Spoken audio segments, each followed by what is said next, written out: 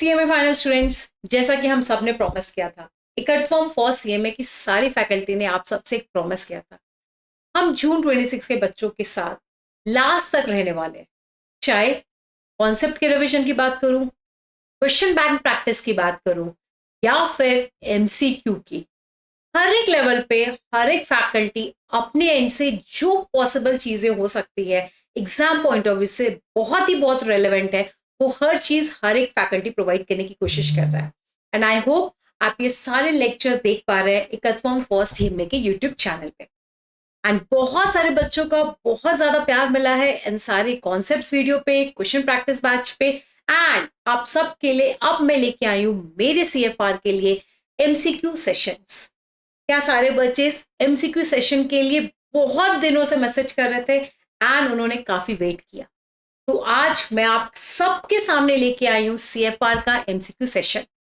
ये एमसीक्यू मैं किस तरीके से आपके सामने लेके आई हूं, ये एमसीक्यू को मैंने क्या किया है, जैसे कि आप सबने मेरा देखा होगा रेगुलर बैच या फास्ट ट्रैक बैच सीएफआर का, वहां मैंने जैसा आपका इंस्टीट्यूट का मॉड्यूल है section A which talks about specific index, section B जो टॉक करता है, बातें करता है valuation of goodwill, shares, NBFC and financial instrument. उसी तरह section C business combination, section D consolidation, section E government accounting, recent development. जिस तरीके से आपके मॉड्यूल को सेक्शन में डिवाइड किया गया, मैंने भी अपने एमसीक्यू को सेक्शन वाइज आपके साथ लेके आई हूं। सेक्शन ए आज मैं आपके साथ कवर करूंगी। इसमें मैंने जो भी स्पेसिफिक इंडेक्स आपका इंस्टीट्यूट सेक्शन ए में कवर करता है, उन सारे स्पेसिफिक इंडेक्स से रिलेटेड जो भी एमसीक्यूज अभी तक एग्जाम में आए हैं एंड जो बहुत इंपॉर्टेंट है, वो सारे के सारे एमसीक्यूज मैं आपके लिए लेके आई हूं। जरा देखेंगे ये सारे चैप्टर्स के मैं आपके साथ एमसीक्यू डिस्कस करने वाली हूं। मैंने इस एमसीक्यू के जो पीडीएफ है, ये इसमें क्वेश्चंस भी गिवन है। अगर आप ध्यान से देखेंगे किस चैप्टर से रेलेवेंट है ये एमसीक्यू, वो भी मैंने बताया है। अगर आप ध्यान से देखोगे, जैसे कि पहला एमसीक्यू आपके इंडेक्स 8 से रिलेटेड है, मैंने उसका भी रेफरेंस दिया फर्स्ट थिंग। सेकेंड थिंग, उसका सॉल्यूशन भी मैंने प्रोवाइड किया। इमीडिएटली मैंने रेड या पर्पल कलर से उसको हाईलाइट करके भी आपके लिए दिया है। यस, कहीं कहीं जहां जहां सॉल्यूशन लगते हैं आप लोगों को, मैंने वो सॉल्यूशन भी प्रोवाइड किए so that you know it may help you as a support कि कभी भी अगर आपको नहीं समझे इसका आंसर क्या होगा, तो एटलीस्ट आपके पास एक हिंट अवेलेबल है इस एमसीक्यू का ये आंसर क्यों है। एंड उसके अलावा मतलब मैंने इस पीडीएफ में one and all everything provide किया है, question with solution with hint. आप सेल्फ स्टडी भी करना चाहोगे ना बेटा, ये हो जाएगा, बट मुझे ऐसा लगता है अगर एक बार इस वीडियो को एंड तक देखोगे तो मेरे कुछ एक्सप्लेनेशन जिससे मैं आपके रिलेटेड या रिलेटेबल कॉन्सेप्ट रिवाइज करवा दूंगी। एमसीक्यू को अटेम्प्ट करना किस तरीके से चाहिए, आपका रफ वर्क कैसा होना चाहिए एमसीक्यू के 2 मार्क्स के लिए, वो सारी चीजें यहां पर हम सीख लेंगे। तो इस वीडियो को एंड तक जरूर देखिएगा और इंश्योर करिएगा कि जब आप इस वीडियो को देख रहे हैं, आप उस समय सिर्फ और सिर्फ फोकस करें इस एमसीक्यू को सीखने के लिए। वंस आप ये सारे एमसीक्यूज कर लोगे, आई होप आप इंडिया स्पेसिफिक इंडिया से रिलेटेड एमसीक्यू के लिए फुल्ली अच्छी तरीके से प्रिपेयर हो जाओगे। एंड जो भी स्ट्रैटेजी मैं फॉलो करूंगी एमसीक्यू के लिए, बेटा आप सबसे रिक्वेस्ट है आप भी वही करना, बिकॉज एमसीक्यू के सॉल्यूशन को जितना कम टाइम में आप करोगे, वो जो आप टाइम बचाते हो वो आप बड़े क्वेश्चंस में दे सकते हो। तो एमसीक्यू एक ऐसा एरिया है जो जितना फास्ट आप सॉल्व करोगे, जितना क्विक आप सॉल्व करोगे, कम टाइम में उसका रफ वर्क भी कर दो, इफेक्टिव रफ वर्क भी हो जाए, एंड आप आराम से इस एमसीक्यू के मार्क्स इजिली गेन कर जाओ। करेक्ट। एमसीक्यू पढ़ाते वक्त मैं आपसे कहूंगी कि क्या क्या पॉसिबिलिटी थी एक और आंसर की, और वो आंसर क्यों नहीं होगा उसका भी रीजन मैं आपके सबके सामने लेके आऊंगी। तो क्या सारे बच्चे तैयार है इस एमसीक्यू सेशन के लिए? Yes, the most awaited session by all my CMA final CFR student was on demand of each one। मैं लेके आई हूँ the most awaited and the most demanded session of MCQ of our first section, section A, which talks about specific index CFR का। चलो without wasting our time, but एक बार बता देती हूँ, अगर आपको ये PDF चाहिए, ये भी आपके लिए अवेलेबल है। कैसे? फर्स्ट थिंग, टेलीग्राम चैनल को ज्वाइन कर लो। CMA फाइनल का एक सेपरेट टेलीग्राम चैनल है, please do join it. Otherwise comment में मैसेज कर दीजिए पीडीएफ, मैं आप लोगों को पीडीएफ इंश्योर करूंगी कि टेलीग्राम चैनल पे ज्वाइन भेज दो, ताकि मैक्सिमम जितने भी बच्चों को पीडीएफ चाहिए वो अवेलेबल हो जाएगा। सेकेंड इंपॉर्टेंट है, एक फ्री रिसोर्स करके एक मेरा गूगल ड्राइव पे एक फोल्डर है जहाँ पर टेस्ट सीरीज डाल रखा है मैंने, मेरे ऑडियो रिविजन्स डाल रखे हैं, मैंने ये एमसीक्यूज डाल रखा है। तो अगर आप सारे बच्चों को सिर्फ और सिर्फ एमसीक्यू नहीं चाहिए, इसके अलावा टेस्ट सीरीज, ऑडियो रिविजन्स ये सब चाहिए, कुछ नहीं करना है, एक लिंक मेरे ऑफिस से रेगुलर बेसिस पे सेंड किया जा रहा है टेलीग्राम चैनल पे, आप वो लिंक को क्लिक करिए, एक फॉर्म आएगा उसको अपडेट करिए एंड आपके पास इमिडिएटली हमारे हर एक सब्जेक्ट्स का गूगल ड्राइव लिंक आपको भेज दिया जाएगा, जिससे कि आप फ्री रिसोर्स को यूज कर सकते हैं इजीली। आप वो सारे फ्री रिसोर्सेज सबके लिए अवेलेबल है, आपको सिर्फ वो फॉर्म फिल करना है एंड आपके पास हमारे गूगल ड्राइव का लिंक आ जाएगा। चलो, without wasting our time shall we start. क्या सारे बच्चे तैयार हैं एमसीक्यू के लिए? Yes ma'am. कुछ चीजें ऑलरेडी हिंट में प्रोवाइडेड है, बट फिर भी मैं आपको इसका एक्सप्लेनेशन देते वक्त सॉल्व करके दूंगी। सबसे पहले आपका स्टार्ट करते हैं end AS 8 which talks about accounting policies, changes in accounting estimates and errors. Per Limited changes its method of valuation of inventory from weighted average to first in first out method. ठीक है, change in method हुआ है inventory valuation का। The accountant opines that the Ind AS 8 is applicable. Should account for this change as Ind AS 8 तो applicable है, ये सबको पता है। अब वो क्या बोले, क्या वो उसको अकाउंटिंग पॉलिसी चेंज बोले, अकाउंटिंग एस्टिमेट चेंज बोले या एरर बोले? याद रखो, अगर आपको पता है, अभी मैंने इंड AS 8 का कॉन्सेप्ट रिविजन भी डाला है एंड क्वेश्चन बैक प्रैक्टिस भी डाला है, वहां पर भी मैंने क्लियरली बोला है अगर आप अपने इन्वेंट्री के मेथड ऑफ वैल्यूएशन को चेंज करते हो, it is nothing but change in accounting policy. याद रखना, it is a change in accounting policy, आप अपने पॉलिसी को चेंज कर रहे हो। और as per the Ind AS 8 if your policy changes the change has to be prospectively. ये मैं नहीं बोल रही हूं, आपका इंड AS 8 बोल रहा है। Change in accounting policy if it is any, it is always prospectively. Keeping that in mind, my most appropriate answer will be change in accounting policy and the change has to be prospectively. मतलब जब ये change आप डालोगे उसके आगे वाले सालों में, पिछले सालों में कोई भी चेंज को आपको री करने की जरूरत नहीं है। तो क्वेश्चन नंबर 1 का सही आंसर होगा बी। चलो, यहां तक बच्चों बात समझ आ गई क्या? यस गाइस, यहाँ पे एक छोटा सा एरर है। क्वेश्चन नंबर 2 आपका स्टार्ट होता है इनकम टैक्स वाले इंड AS से। वो मैं जो आपको एक करेक्ट प्रीव्यू दूंगी उसमें मैंने करेक्शन कर दिया है, बट सिंस मैंने ये वाला PDF ओपन कर लिया था तो इट्स ओके, आप ये चेंजेस अपना नोट डाउन जरूर कर लीजिएगा, बट करेक्ट PDF में ये ऑलरेडी चेंजेस प्रोवाइड हो चुका है। चलो आ जाते हैं, आराम से पढ़ेंगे बेटा। MCQ में एक चीज बहुत इंपॉर्टेंट है, क्वेश्चन को ब्रेक करिए। आई थिंक ये वाली policy Pranay sir and DT में विजय सर भी बहुत फॉलो करते हैं। बड़े जब क्वेश्चंस होते हैं, break it into parts. Yes, CFR में तो खैर आपको आदत ही है, बिकॉज क्वेश्चंस इतने बड़े होते हैं, हमें पार्ट में उसको सॉल्व करना पड़ता है। MCQ में भी यही स्ट्रैटेजी यूज करनी चाहिए। क्वेश्चन को पहले पढ़ो क्या दिया है एंड फिर क्वेश्चन की रिक्वायरमेंट देखो।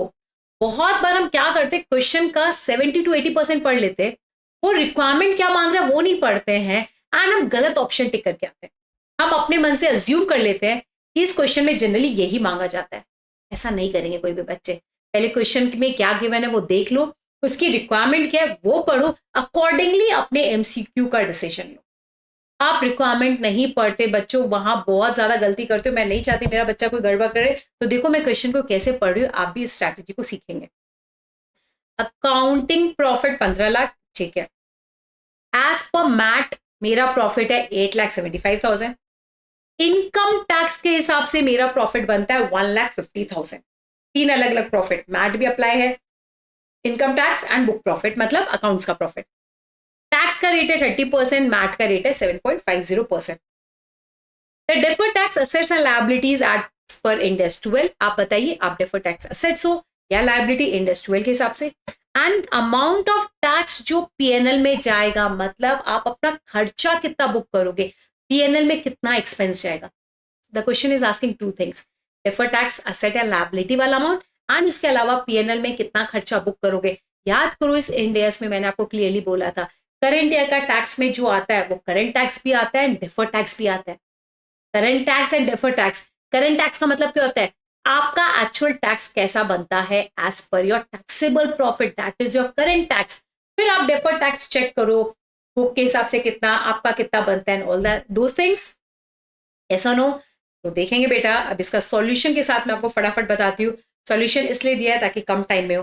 पहला थिंग, करंट टैक्स 1.5 लाख मेरा टैक्सेबल प्रॉफिट है, इसका 30%, 1.5 लाख इंटू 30%, 45,000 मेरा करंट टैक्स बनता है। Yes, deferred tax liability, deferred tax liability, correct. सारे बच्चे देखेंगे ये कैसे निकलेगा, जल्दी से देखेंगे डेफर्ड टैक्स लायबिलिटी कैसे निकलेगा। मैं यहां आपको करके दिखा देती हूँ। आपका बुक्स में प्रॉफिट कितना है, 15 lakhs। देखो ना जरा, देखो ना, बुक्स में मतलब अकाउंट्स में। बट आपका टैक्स कितना प्रॉफिट बोल रहा है, 1,50,000। बताओ what is the timing difference, 15 lakh minus 1,50,000, तो इसका मतलब 13,50,000। बुक्स में ज्यादा प्रॉफिट है, टैक्स में कम प्रॉफिट है। टैक्स का प्रॉफिट कम हो है, प्रॉफिट कम है तो टैक्स कम है, इसका मतलब फ्यूचर में वो टैक्स पे होगा। इसका मतलब this is your deferred tax liability. कितना, 13,50,000 का 30%, 4,05,000। याद करो मैंने इसको शॉर्टकट तरीके से बताया था। टैक्स में अगर इनकम कम है तो आपने टैक्स कम पे किया है, टैक्स कम पे किया है, इसका मतलब फ्यूचर में टैक्स पे करना पड़ेगा। इसके लिए करंट ईयर में आप जनरेट कर रहे हो टाइमिंग डिफरेंस पे डेफर्ड टैक्स लायबिलिटी। तो डेफर्ड टैक्स लायबिलिटी आपका 4,05,000, ये वाला अमाउंट यहां से आया।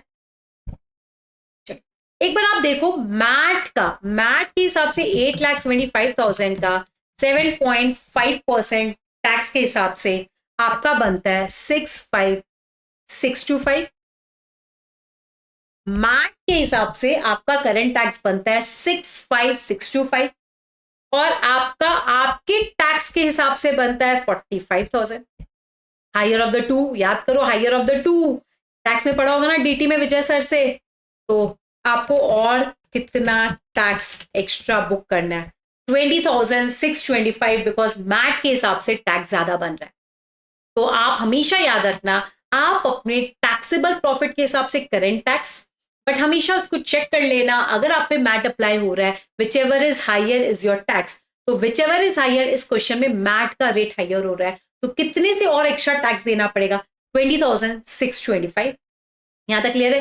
This is my tax plus defer tax liability because of the timing difference. तो इफेक्टिवली आप बताओ आपका टोटल पीएनएल में कितना खर्चा जाएगा। 45,000 का टैक्स बन रहा था as per the current tax, plus MAT की एप्लीकेबिलिटी के कारण एक्स्ट्रा और कितना टैक्स देना पड़ेगा, 20,625। डेफर्ड टैक्स लायबिलिटी के कारण और कितना टैक्स बन रहा है, 4,05,000। तो करंट ईयर का टैक्स बताओ, जल्दी से बताओ मेरा कितना बन रहा है, 4,70,625। तो पीएनएल में जाएगा 4,70,625। क्वेश्चन में पहले पूछा है what is your deferred tax liability, it is 4,05,000। 4,05,000, how much tax will be debited to P&L, 4,70,625. So the correct answer to question number 2 will be B. देखो मैंने इसका वर्किंग भी आपको फास्ट करके दिखाया और मैंने यहाँ डिटेल में नहीं लिखा वर्किंग बनाते वक्त, शॉर्टकट में लिखा। अकाउंटिंग प्रॉफिट, टैक्सेबल प्रॉफिट में डिफरेंस, टाइमिंग डिफरेंस। अभी कम टैक्स दिया है, फ्यूचर में देना पड़ेगा, लायबिलिटी का क्रिएशन। पहला पॉइंट क्लियर हो गया। दूसरा, टैक्सेबल प्रॉफिट पे जो टैक्स आता है that is your that is your current tax, but अगर वो मैट से कम है तो आपको एडिशनल मैट का टैक्स भी पे करना पड़ता है because whichever is higher वाला रूल लगता है टैक्स में। And then deferred tax liability को ऐड कर दिया, that makes my total current year का एक्सपेंस। चलो क्वेश्चन नंबर 2 भी क्लियर। थर्ड, थोड़ा स्पीड लेंगे बच्चों। Mittal Limited has provided the following information. Depreciation as per accounting records. Accounts में 30 लाख का खर्चा क्लेम कर रहे हैं। Depreciation as per the income tax 75 lakhs. इसका मतलब अकाउंट्स में 30 लाख है, टैक्स में 75 लाख है। आप टैक्स में ज्यादा खर्चा क्लेम कर रहे हो, कम प्रॉफिट। कम प्रॉफिट का मतलब कम टैक्स, कम टैक्स का मतलब फ्यूचर में देना पड़ेगा, फॉर श्योर लायबिलिटी का जन्म होगा। आगे, unamortised preliminary expenditure as per income tax. यहां पर 4.5 लाख का हमें एक्सपेंस मिला है, यहां पर एक्सपेंस अलाउड ही नहीं है। कम खर्चा पे हुआ है, खर्चा कम मतलब प्रॉफिट ज्यादा मतलब टैक्स ज्यादा, इसका मतलब ये चीज यहां पर आपको इंपैक्ट देगी। करेक्ट। अब ध्यान से देखो, ये दोनों केस में आपका क्या क्रिएट हो रहा है, लायबिलिटी। यहां पर आपका क्या क्रिएट हो रहा है, असेट। बट अपन नेट करते हैं, नेट। तो ध्यान से देखो, डिफरेंस इन डेप्रिसिएशन कितना है, 75 lakh minus 30 lakhs. Correct correct correct correct, जल्दी से देखेंगे। माइनस आपका ये प्रीलिम एक्सपेंडिचर, इसका बताओ आपका 30% कितना आएगा, 35% है, सॉरी बच्चों। तो 75 लाख का मेरा खर्चा माइनस 30 लैक्स, तो यहां मेरा टाइमिंग डिफरेंस आ रहा है 45 लाख। 45 लाख पे अगर मैं 35% करूं तो ये बनेगा मेरा 15,75,000 का deferred tax liability. But 4.5 lakh का 35% ये मेरा बनेगा deferred tax asset. Deferred tax liability, deferred tax asset net होते हैं 15,75,000, तो मेरा फाइनल नेट बनेगा डेफर्ड टैक्स लायबिलिटी। थर्ड का B will be the correct answer. याद रखना, एक खर्चा ज्यादा मिल रहा है इनकम टैक्स में और एक खर्चा बिल्कुल नहीं मिल रहा है। तो जो खर्चा ज्यादा मिल रहा है उस पर लायबिलिटी, जो खर्चा क्लेम नहीं हो रहा है उस पर असेट। Clear everyone? यस। आ जाओ। Downsize earned 800 lakhs pre-tax profit in the first quarter, 30th June, and it expected to incur 100 lakh ka loss in the remaining 3 quarters. 80, 100, 100, 100. ठीक है. Tax rate is 30%. It has carried forward a loss of 300 lakh. 300 lakh का loss हम carry forward कर रहे हैं for tax purpose, for which deferred tax asset is not recognise. हमने deferred tax asset उसके लिए रिकॉग्नाइज नहीं कर रखा है। The amount of tax expenses reported in first and second quarter, quarter wise चाहिए बेटा, क्वार्टर वाइज। तो जल्दी से देखेंगे बच्चों, फटाफट देखेंगे इसको सॉल्व कैसे करेंगे। मेरे पूरे साल की नेट इनकम बताओ कितनी बनेगी। 800 फर्स्ट क्वार्टर में कमाया, फिर मेरा 200 100 100 300 का लॉस है, इफेक्टिवली मैंने 500 कमाया। पुराना कैरी फॉरवर्ड लॉस कितना है, 300 माइनस होगा। मेरा नेट टैक्सेबल इनकम कितना है, 200। 200 पे अगर बच्चों मेरा रेट 30% में लगाऊं, 200 का 30%, तो मेरा पेबल टैक्स कितना है, 60 पूरे साल का एवरेज।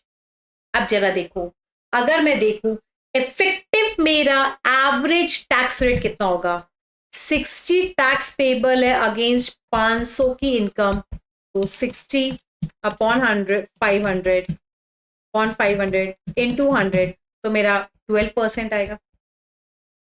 फर्स्ट क्वार्टर में मेरे को कितने का प्रॉफिट है, 800, 800 का 12%, तो फर्स्ट क्वार्टर में मेरा कितना आएगा, 96 लैक्स। और गाइज अगर आपके पास फर्स्ट क्वार्टर का आंसर मिल गया 96 लाख, आगे देखने की जरूरत ही नहीं है, बिकॉज 96 कहीं और ऑप्शन में दिया ही नहीं है। तो इस तरीके से आप अपना टाइम बचा सकते हो एग्जाम में। 96 जैसा डुप्लीकेट ऑप्शन एग्जाम में दिया नहीं था, तो 96 अगर आपको पहले वाले का आंसर मिल जाता है, आगे वाले की ढूंढने की जरूरत नहीं है। अगर आगे का भी ढूंढोगे 100 इंटू 12%, वो 12 भी आएगा विच इज अ लॉस। तो ये क्वेश्चन नंबर 4 का डी। तो यहां पर एस्टिमेट पे चलना पड़ेगा, बिकॉज क्वेश्चन पूछ रहा है अमाउंट एक्सपेंस कितना बुक होगा, वो भी क्वार्टर वाइज। हम पूरे साल का एक बार एवरेज सोच लेंगे एंड देन क्वार्टर में वो एक्सपेंस को प्रोपोर्शनेट कर देंगे। Is a point clear? तो always remember whenever this type of question is asked and अगर आपको पहला पार्ट का आंसर मिल जाता, उससे रिलेटेड कोई सेकेंड ऑप्शन नहीं है, आगे की मेहनत मत करना, काम वहीं पर स्टॉप कर लेना। 96 लाख मेरे फर्स्ट क्वार्टर का आंसर है, 96 से मिलता जुलता कोई सेकेंड ऑप्शन है ही नहीं, 96 दोबारा किसी ऑप्शन में लिखा नहीं है, the one and only the correct answer. And आगे में मेहनत करके टाइम मत वेस्ट करना एमसीक्यू में। तो क्वेश्चन नंबर 4 का आएगा डी। आ जाते हैं क्वेश्चन नंबर 5 पे। Surender, a parent sold goods costing 400 to its subsidiary, जहां पर आपका 80% का होल्डिंग है। नरेंद्र लिमिटेड हैड 480 लैक्स, नरेंद्र को कितने पे बेचा, 480 लैक्स पे। 50% का गुड्स अभी भी स्टॉक में पड़ा है, याद है वो अपवर्ड वैल्यूएशन डाउनवर्ड वाला, मैंने स्टॉक आपको भेजा, उसमें प्रॉफिट जोड़ के भेज दिया, आपके पास से स्टॉक मेरे पास आया, उसमें प्रॉफिट जोड़ के आ गया, याद है प्रॉफिट वाला एलिमेंट एलिमिनेट करते थे, वही बात है। It is measured eight inventory at the cost, जो माल उसके पास पड़ा उसकी कॉस्ट कितनी है 240, टैक्स रेट इज 30%। याद रखना whenever there is a holding and a subsidy relation, holding subsidiary को माल अगर प्रॉफिट पे बेचता है और ईयर एंड पे वो माल अनसोल्ड रह जाए, उस अनसोल्ड स्टॉक का जो भी प्रॉफिट का एलिमेंट होता है वो हम एलिमिनेट करते हैं, रिमूव करते हैं, एंड ऑटोमेटिकली उस पर टैक्स भी आप रिमूव करोगे। तो देखो क्या करना है, मुझे बताओ आपका 50% का माल अनसोल्ड है, तो 480 मेरा माल था, मैंने 400 पे आपको भेजा, उसका 50%, तो बताओ कितना माल अनरियलाइज्ड प्रॉफिट है? 40 लाख। 40 लाख सिंपल बेटा, 400 का माल 480 में, simple. 50% of the goods are lying, इसका मतलब 480 का 50% स्टॉक में है, जिसका कॉस्ट कितना है, जिसकी कॉस्ट कितनी है 200। तो बताओ कितना अनरियलाइज्ड प्रॉफिट है?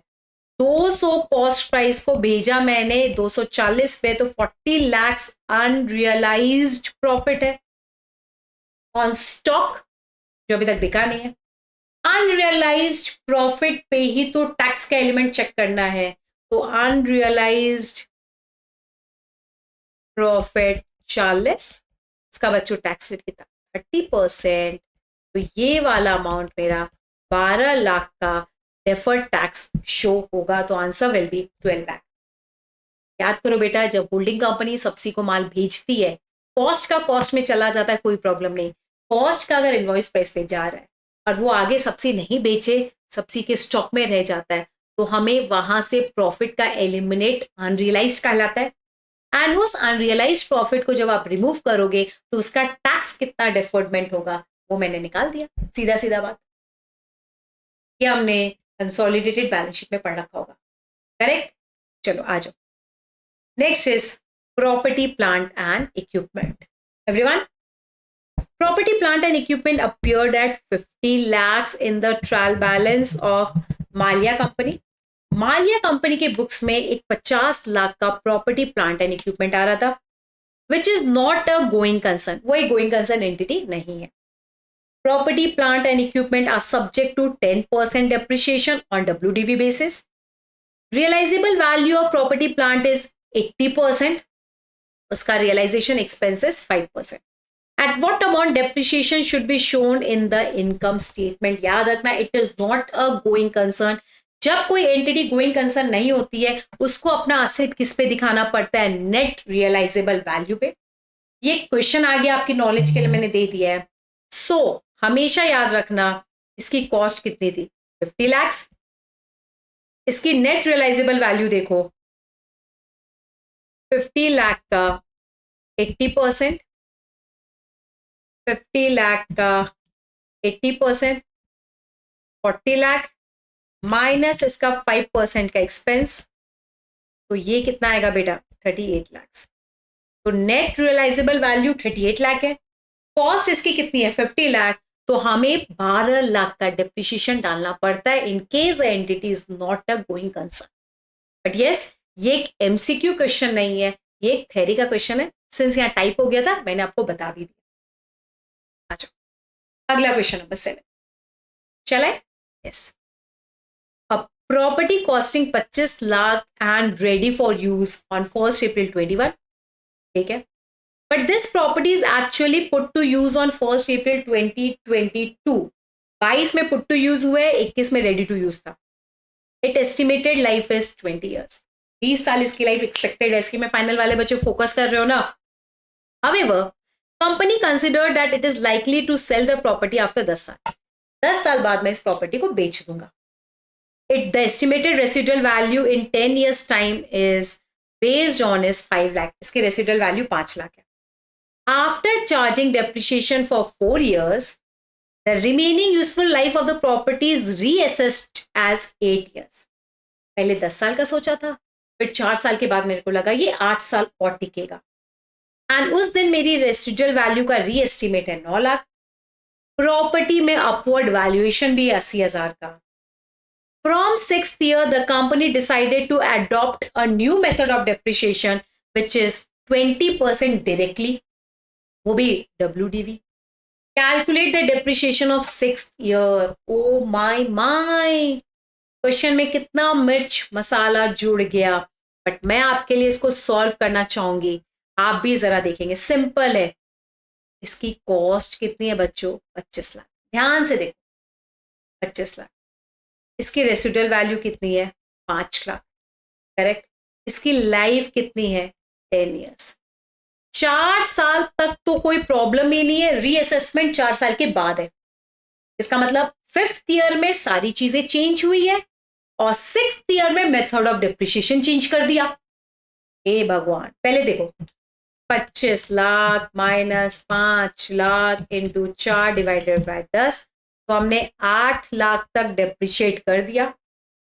WDV एट 5th ईयर के बिगनिंग में कितना आएगा? 5वें साल के बिगनिंग में बताओ कितना आएगा? माइनस अगर मैं इसमें 25 लाख करूं तो 17 लाख. हाँ या ना? जल्दी से बताओ, जल्दी से बताओ, जल्दी से बताओ. 4 साल के नॉर्मल डिप्रिशिएशन के बाद 17 लाख आएगा. 5वें साल में I am expecting upward revaluation of 80,000, तो इसमें 80,000 बढ़ा देंगे. ठीक है. I am expecting the residual value will be 9 lakh. 9 lakh minus कर देंगे. इसको ऐसे ना लिख के मैं और स्टाइल से लिखती हूँ. Plus 80,000 minus 9 lakh residual value. और लाइफ कितनी एक्सपेक्टेड है? अब 8 ईयर्स. Divide by 8. और कौन से साल का निकाल रहे हो? पहले साल का. बेटा नए लाइफ के लिए ये फर्स्ट ईयर है ना. पहले 4 साल का तो माइनस कर दिया. अब revalued amount for the reassessed number of years depreciation निकलता है. तो 5th ईयर का डेप्रिसिएशन बताओ कितना निकलेगा? 17 lakh plus 80,000 minus 9 lakh divided by 8. ये आएगा 5th ईयर का 1,10,000. अब मुझे बताओ असेट की कॉस्ट कितनी थी? 17,80,000. 5th ईयर का डेप्रिसिएशन कितना चार्ज कर दिया? 1,10,000 जो अभी आपने निकाला. तो 17,80,000 माइनस 1,10,000. क्या WDV बचा? 16,70,000. डेप्रिसिएशन WDV मेथड पे चाहिए. 16,70,000 का 20% इंटू 20%. तो आंसर इज 3,34,000. क्या 3,34,000 यहां दिया है क्या? नहीं. 7th क्वेश्चन का correct answer will B D. तो गाइज मैं फटाफट इस क्वेश्चन को समराइज करती हूँ. इस क्वेश्चन में 6th ईयर का डेप्रिसिएशन मांग रहे थे. 6th ईयर का डेप्रिसिएशन था रेट एंड WDV. पहले 4 साल का डेप्रिसिएशन था number of years. 5th year का डेप्रिसिएशन नंबर ऑफ ईयर्स पे था, but there has been a revaluation, there has been a change in the residual value, there has been a change in the life of the asset. तो पहले 4 साल का depreciation उस method से, फिर बचे हुए WDV पे बचा हुआ पॉइंट जो भी प्लस माइनस करना है वो किया बचे हुए लाइफ में. 5th ईयर का डेप्रिसिएशन निकाल के उसकी कॉस्ट में उसका डेप्रिसिएशन 5th का माइनस किया तो 6th ईयर का WDV मिल गया. 6th ईयर के WDV पे 6th ईयर का रेट अप्लाई किया. आंसर जो आ रहा था वो ऑप्शन में नहीं है, so the correct answer will be none of these. ये बहुत अच्छा MCQ है बेटा, प्लीज सॉल्व करके जाना. क्वेश्चन नंबर 7 का डी हमने कर लिया. अब आ जाओ 8 पे. बेटा थोड़ा सा इस एंड डेज में मेरी स्पीड कम रहेगी बिकॉज यहाँ MCQ ज्यादा है. बाकी वाले चैप्टर से उतने MCQs नहीं आते, बट ये वाले में बहुत इंपॉर्टेंट एरिया इसलिए मैं थोड़ा सा आराम से लेना चाहूंगी. आ जाओ क्वेश्चन नंबर 8. मेरे साथ सारे बच्चे. Jhunjhunwala group has a property plant and equipment फिर बुक वैल्यू 25 लाख 31 मार्च 2022 में. Last year the company was revalued upward. 3 lakh का रीवैल्यूएशन अपवर्ड था, तो कहां पड़ा होगा? रीवैल्यूएशन रिजर्व में. फर्स्ट टाइम का रीवैल्यूएशन कहां जाता है मेरे बच्चों? रीवैल्यूएशन रिजर्व में. यस और no? Yes. Increase of that was recognised in revaluation surplus account. बताया मैं. Fair value as a result of revaluation done in 2022 is 21 lakh. अच्छा, इस साल जब मेरा रीवैल्यूएशन हुआ तो मेरे असेट की वैल्यू 21 लाख है रादर देन 25 लाख. ओ घट गया. Decline. Calculate the amount to be recognise in PNL. बेटा ये कितना अच्छा क्वेश्चन है, ध्यान से देखो. 3 लाख का अपवर्ड रीवैल्यूएशन कहां डाला तुमने? रीवैल्यूएशन रिजर्व में फर्स्ट ईयर में. जब भी किया होगा। सेकेंड ईयर में there is a downward revaluation, कितने का? 25 लाख की चीज अब 21 की हो गई, 4 लाख। याद करो वो provision of subsequent revaluation.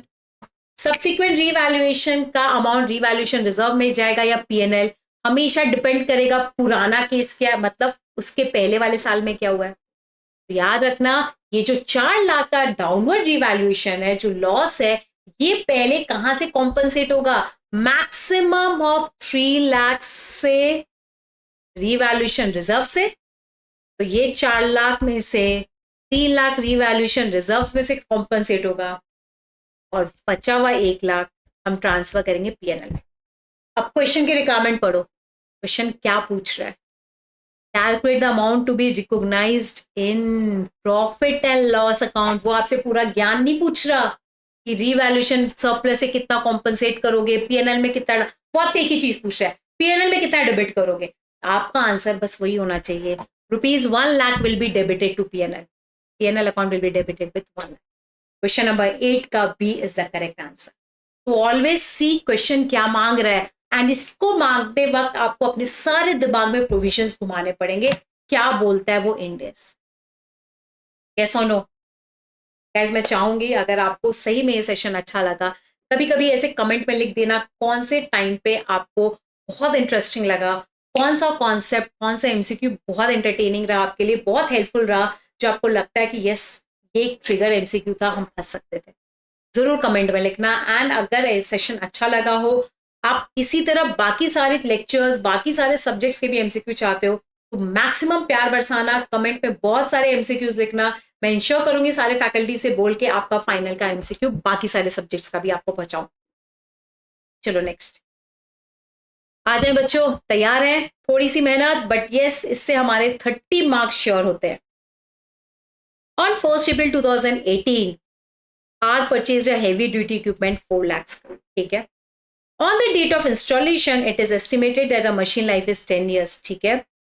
Residual value 40,000, तो 4 lakh minus 40,000 divided by 10, yearly depreciation आएगा 36,000, ठीक है। ऑन 1 April 2022, 4 साल बाद, after 4 years of using the equipment, company decided to review the residual life of the equipment and its value. Technical experts were consulted. बकवास, जो भी line बकवास है उसको तो इग्नोर करो। According to them, the remaining useful life of the equipment was 7 years and residual value has been revised. कोई बात नहीं। Are we allowed to revise the residual value? Yes, Ind AS allows us. Ind AS related to PP allows us. तो मुझे बताओ 36,000 into 4, 1,44,000 तो अभी तक आपने डेप्रिशिएट कर दिया। तो 4 लाख में 144 डेप्रिशिएट हो चुका। बताओ कितनी वैल्यू बची? 2,56,000। अब नेक्स्ट ईयर से क्या करोगे? 2,56,000 नया वैल्यू है, उसमें उसका रेसिडुअल वैल्यू से रिवाइज हुआ है, कितना है? 46,000। एंड एस्टिमेटेड लाइफ कितनी है? अब 7 है। तो पहले साल का बताओ क्या होगा depreciation after revision of residual value and life? 2,56,000 minus 46,000 divided by 7, फटाफट करेंगे, answer will B 30,000। Question number 9 का ए। समझ आ रहा है क्या बच्चों? अगर आप देखेंगे पीपी में मोस्टली जो एमसीक्यू बन रहा है वो रिवाइज्ड रेसिडुअल वैल्यू का है, रिवाइज्ड लाइफ का है। तो यहां पर थोड़ा सा ध्यान देके प्रोविजंस देख लो और क्या करना है। चलो आ जाओ अगले क्वेश्चन नंबर 10। मैम आपको एक और चीज मुझे पता है, आपको समझ आ गया कि मैम ये इंड एस बहुत इंपॉर्टेंट है, और इस इंड एस का बेटा मैंने बहुत सारे रिविजन वीडियोस डाल रखे हैं, concept plus sums. Please do watch it at the till the end so that you can gain and fetch maximum marks from here. आ जाओ। Coal limited plant was carrying amount of 1,20,000। बढ़िया, ये इसकी amount है। Useful life 10 years of which 4 साल remains on the date, मतलब 6 साल का डेप्रिशिएशन चार्ज हो चुका, सिर्फ 4 साल और लाइफ बची है। The company decided to revalue the plant to 2 lakh, 1,20,000 से अब 2 लाख करने वाले on first, and recognise revaluation reserve of 80,000। 1,20,000 था, 2 लाख की वैल्यू चाहिए, 80,000 का रिवैल्यूएशन रिजर्व। कैलकुलेट डेप्रिशिएशन, बहुत सिंपल है, कुछ नहीं, नया वैल्यू क्या है? 1,20,000 पहले की वैल्यू थी, प्लस आप 80,000 और बढ़ा रहे हो, 2,00,000। लाइफ चेंज नहीं है, तो जो बची हुई लाइफ है उसी में बचा हुआ रिवैल्यूड अमाउंट डिप्रिशिएट होगा। 1,20,000 plus 80,000 divided by 4, answer is 50,000। समझ आ गया क्या बच्चों? ये बात, ये पैटर्न आपको समझा क्या कि आपको रेसिडुअल वैल्यू पे ज्यादा ध्यान देने की जरूरत है? बस ये बहुत इंपॉर्टेंट पॉइंट है। एंड एक ये बेस्ड है वो एक्सचेंज कॉन्सेप्ट पे। याद करो इंडेस में मैंने आपको पीपी में बताया था, एक्सचेंज इंडेस एक्सचेंज में exchange of asset for another asset which lakhs commercial substance, which has commercial substance. मतलब हमने कहा था जब आप कोई एसेट को निकालते हो वो हमेशा कैरिंग अमाउंट पे आउट होता है, और जब आप किसी एसेट को लेते हो इन एक्सचेंज ऑफ दैट, उसको रिकॉर्ड 3 वे से कर सकते हैं। पहले, जल्दी बताओ, carrying amount of the asset given up, वो नहीं होता उसकी फेयर वैल्यू, वो नहीं होता तो जो एसेट आपने लिया है। याद है क्या? बस ध्यान से देखो, यही चीज है।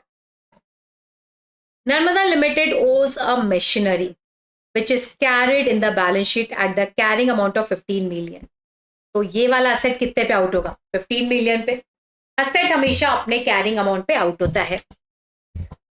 उसी मशीन की फेयर वैल्यू कितनी है? 22.5। जब भी कोई नया एसेट आप एक्सचेंज करते हो पुराना एसेट देके, तो नए एसेट की वैल्यू क्या होती है? पुराने एसेट की फेयर वैल्यू गिवन अप। तो क्या है fair value? 22.5। It exchange necessary for a building, जिसकी बिल्डिंग की फेयर वैल्यू रेलेवेंट नहीं होती है। जो असेट हम लेते हैं उसका फेयर वैल्यू थर्ड चॉइस होता है। पहला चॉइस क्या होता है? Fair value of the asset given up, वो नहीं तो carrying amount of the asset given, वो भी नहीं तब आएंगे fair value of the asset taken. तो हमारा पहला चॉइस अवेलेबल है fair value of the asset given up 22.5। और याद रखो मैंने कहा था कैश कंपोनेंट भी एसेट गिवन अप होता है। हमने कैश भी दिया तो वो भी आपके नए एसेट की फेयर वैल्यू में ऐड होगा। तो मैंने पेमेंट मशीन दे दिया, मैंने पेमेंट में कैश दे दिया, कैश का carrying amount of fair value में कोई चेंज होता नहीं है। तो मेरे नई बिल्डिंग का value 22.5 plus 4.5 it is 27। Correct? Calculate the profit, profit सिर्फ चाहिए तो 27 रुपए की चीज आई, 15 का असेट गया, 4.5 का कैश गया, तो इफेक्टिवली 7.5 मिलियन का हमें प्रॉफिट है। आंसर विल बी 11 का ए। 11 का ए। क्या बच्चों याद आ गया क्या? Asset which lakhs commercial substance, which has commercial substance, क्या फॉर्मेट है, क्या सीक्वेंस है, याद करो इंडेस में लिखा हुआ है डिटेल में। चल अब आ जाते हैं अगले में, इंडेस 116। बहुत सिंपल है। यहां पर थोड़ा सा फॉर्मूलाज आपको याद है या नहीं मुझे नहीं पता, but these are based on formula. Formula अगर याद नहीं है कुछ नहीं, फटाफट इंडेस 116 का मैंने क्वेश्चन प्रैक्टिस बैच डाला है, वहां पर सारे फॉर्मूलाज दिए, रिवाइज कर लीजिए, क्विकली रिवाइज कर लीजिएगा। बट एक बार देख लीजिए यहाँ पर, a company takes a machine on lease for 6 years। 6 सालों के लिए मैंने लीज पे लिया है, बढ़िया। At a lease rent of 4 lakh per annum payable at the end of each year with guaranteed and unguaranteed residual value mix करके 3 lakh.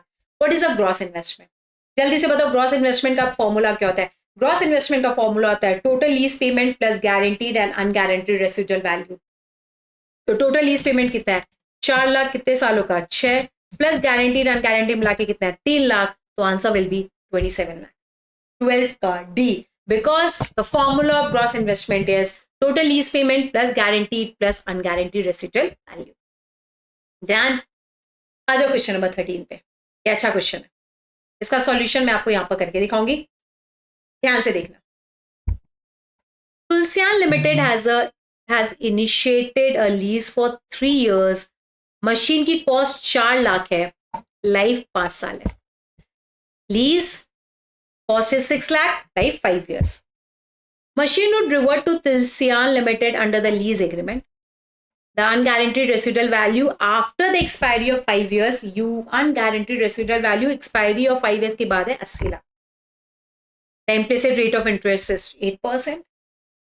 Annual payment has been determined in such a way that the present value of lease payment, हमने उसका lease ऐसे बनाया है ताकि उसके lease payment का present value and residual value cost के बराबर हो जाए।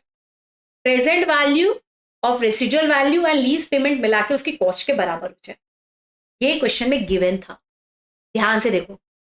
And accounting year present value factor define, pass and calculate earn finance income, UFI चाहिए। मतलब ग्रॉस इन्वेस्टमेंट पता होना चाहिए, नेट इन्वेस्टमेंट पता होना चाहिए, तब हम यूएफआई निकाल सकते हैं। कैसा लो, जल्दी से देखो। लीज पेमेंट्स भी पता होना चाहिए। लीज पेमेंट दिया नहीं है बट हिंट दिया है कि रेसिडुअल वैल्यू का प्रेजेंट वैल्यू लीज पेमेंट के सारे की present value is equal to the cost. Cost आज की दी हुई है, आज की कॉस्ट में आज का रेसिडुअल वैल्यू अगर मैं माइनस कर दूं तो टोटल लीज पेमेंट आएगा या नहीं आएगा। देखो 6 लाख मेरी कॉस्ट, 80,000 3 साल बाद का है, उसकी आज की प्रेजेंट वैल्यू अगर मैं निकालू तो ये आता है 63,504। तो बताओ टोटल लीज पेमेंट इतने सालों में कितना आएगा, 5,36,496। इसको अगर मैं डिवाइड बाय एन्यूटी करूं, जल्दी से देखेंगे, डिवाइड बाय 2.577, तो मेरा ईयरली लीज पेमेंट कितना है, 2,08,186। हर साल का लीज का पीवी फैक्टर मैंने ऐड कर दिया, ये आ गया। इसको 3 सालों से मल्टीप्लाई कर दो, प्लस आप रेसिडुअल वैल्यू कर दो, टोटल लीज पेमेंट प्लस आपका रेसिडुअल वैल्यू, ये ग्रॉस इन्वेस्टमेंट आ गया। करेक्ट। और आपको आपके एसेट की फेयर वैल्यू पता है, which is what, 6 lakh. Question में दिया नहीं है तो 6 lakh is only your fair value. तो बताओ यूएफआई कितना आ जाएगा, 1,04,558। सही आंसर है 1,04,558। तो सिंपली आपको कुछ नहीं करना है, 3 सालों का प्रेजेंट वैल्यू फैक्टर दिया है 0.9259, 0.9259 प्लस 0.8573 प्लस 0.7938, तो ये आ जाएगा 2.577। तो 6 लाख में अगर मैं 3 साल बाद का प्रेजेंट वैल्यू 80,000 इंटू 0.7938 माइनस करूं 63,504। देखो ना फटाफट निकाल देती हूँ, 6 लाख माइनस 63,504, 63,504, ये आ जाएगा 536,496 total lease payment in 3 years। इसको डिवाइड बाय अगर मैं ये करूं, डिवाइड बाय 536,496 डिवाइडेड बाय 2.577, तो आपका आ जाएगा 208,186। ये लीज पेमेंट हर साल जा रहा है, मल्टीप्लाई बाय 3 इंटू 3, ये आ जाएगा 624,558। देखो 624,558 प्लस 3 साल बाद मैं क्या दूंगी, कितना है बेटा, 80,000 प्लस 80,000 माइनस अगर पे वैल्यू कर दो तो ये आ जाएगा 104,558। समझ आ गया, इसमें माइनस कर देंगे 6 lakh. Correct. Net investment. Question number 13 का correct answer will be C. Lease के सारे MCQs directly based on formulas आते हैं। आ जाओ क्वेश्चन नंबर 14। सारे बच्चे गाइस थोड़ा सा पेस, आपको मैं सिर्फ बता रही हूं, अगर कोई फॉर्मूला याद भी नहीं आ रहा ना, टेंशन मतलब, फटाफट जाओ अपने नोट्स को देखो, रिवाइज कर लो, इट्स ओके। अभी एग्जाम नहीं है, अभी एग्जाम में क्या क्या पॉसिबिलिटी है आने की, कहाँ कहाँ आपके भूलने के चांसेस लग रहे हैं, कौन कौन से फॉर्मूले आपको दिमाग में रखने हैं, वही सारी बातें यहाँ से बताई जा रही है। ये वीडियो देख के कॉन्फिडेंस लूज नहीं करना है, उल्टे जिस किस एरिया में आपको रिटेंशन करना है बस उसको देख लो। यस, बट ये मत सोचना मैम ये हमें याद ही नहीं आ रहा, याद ही नहीं आ रहा, इट्स ओके, परफेक्टली फाइन। सिर्फ जाओ और जहां जहां को लग रहा है फॉर्मूला भूल रहे हो वापस से रिविजिट करो। आ जाओ अगला question. Quora Limited leased a machine at a fair value of 1,65,000 for a period of 5 years under a finance lease. The direct cost is 1,250. The present value of minimum lease payment discounted value आपको दे दिया है 158,400. Under the lease requirement of 1116 lease, at what price the machine should be recognized? Machine ROU, right of use of asset, किस value पे recognize होता है? Present value of minimum lease payment plus initial direct cost, 158,400 plus 1,250, so 159,650 is the correct answer. याद करो, right of use of asset is recognized at minimum lease payment plus direct cost if any. Question number 15, Alaknanda Limited took a asset for 5 years lease from Mandakini Limited. From the relevant details, क्या क्या बोल रहा है सुनते जाओ. Payment of lease term 1000 per month. Contingent rent 20,000. Cost of service given by Mandakini देखेंगे. Taxes to be reimbursed to Mandakini देखेंगे. Residual value guaranteed ये important है. Fair value after 5 years important है. Also, Alaknanda Limited has an option to purchase the asset after 5 years at 2000. 5 साल बाद आप खरीद सकते हो सिर्फ 2000 पे करके. It is reasonably certain that Alaknanda will exercise the option. Calculate the minimum lease payment. मेरा minimum lease payment कितना होगा मुझे बताओ. कितने साल के लिए लिया है? 5 साल. तो 1,01,000 पर महीने का, तो 5 साल इंटू 12, तो ये आ जाएगा बच्चों मेरा मिनिमम लीज पेमेंट आएगा 60,000. ये इस ऑप्शन को मैं एक्सरसाइज करने ही वाली हूँ, ये सर्टन है, और जिस दिन एक्सरसाइज करूंगी उस दिन 2,000 रुपए देने पड़ेंगे. Correct. And residual guaranteed residual value भी तो ऐड होता है, तो 5,000 in my minimum lease payment. 60,000 plus 2,000 plus 5,000 67,000. The correct answer will be A. Always remember minimum lease payment आपका कितना बनेगा, हर साल कितना देने वाले हो, 1000 इंटू पर मंथ इंटू 12 महीने 5 साल तक, प्लस आप ये ऑप्शन एक्सरसाइज करने वाले हो bye paying 2000 plus guaranteed residual value 5000. तो the answer comes your 67,000. Correct everyone. चलो आ जाते हैं. हाँ, थोड़ी सी मेहनत है बेटा इस इंडेक्स में, टेंशन मत लो, हम फटाफट इसके एमसीक्यूज कर लेंगे. मैं नहीं चाहती मैं इसके दो वीडियोस बनाऊं, एक ही में पूरे के पूरे एमसीक्यू समझ के लेते हैं. अच्छा, अब थोड़ी इजी आएंगे, टेंशन मत लो. Power truck limited purchased a plant for $50,000 अक्टूबर में 6 महीने के लिए. ठीक है. फॉरवर्ड कॉन्ट्रैक्ट पे मैंने इसको फ्रीज कर दिया था 64.25 पे, बट ईयर एंड पे रेट कितना है 61.50. इसका मतलब 61.50 माइनस 64.25 2.75. करेक्ट. इनटू कितना डॉलर 50,000. और मुझे बताओ आपने 31 अक्टूबर का रेट ले लिया. अक्टूबर का महीना गया, नवंबर दिसंबर जनवरी फरवरी मार्च, तो बताओ कितना आएगा. 50,000 इंटू 2.75 इंटू 5 डिवाइडेड बाई 6. तो द आंसर इज 114,583. गाइस ध्यान से देखेंगे, 6 महीने का था, बट हम विजुअलाइज 5 महीने के लिए कर रहे हैं. देखो ना, क्लियरली बोल रहा है 31 अक्टूबर का एक्सचेंज रेट इतना था, उसके बाद का महीना 5 महीने बाद रेट हो गया 64.25. Correct correct correct. तो ये वाला लॉस था, टाइम पीरियड के बेसिस पे प्रोपोर्शनेट कर दो. तो बताओ कितने का लॉस हुआ ऑन फॉरवर्ड कॉन्ट्रैक्ट. 114,583. तो loss for 5 months from 1st November to 31st March, 50,000 into the rate difference into time period. Yes everyone. अगला, उत्कर्ष सर, आपके एफएम के sir, declares the following information. बहुत सिंपल है. तो जिस दिन माल खरीदा उस दिन का रेट ये था, कितने डॉलर 1 लाख. ईयर एंड पे रेट ये है, एक्चुअल पेमेंट किया उस दिन रेट ये है. क्वेश्चन में देखो कौन से साल का मांग रहे हैं, ट्रांजैक्शन ईयर का या पेमेंट ईयर का, ध्यान से देख लेना.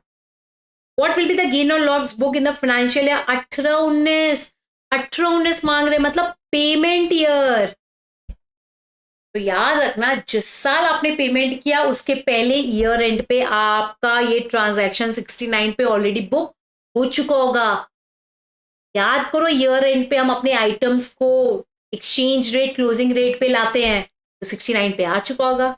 तो 69 माइनस 69.50, तो इफेक्टिवली 1 लाख के अगेंस्ट तो आपका 50,000 का लॉस आएगा. क्वेश्चन में दिख नहीं रहा है, none of the above.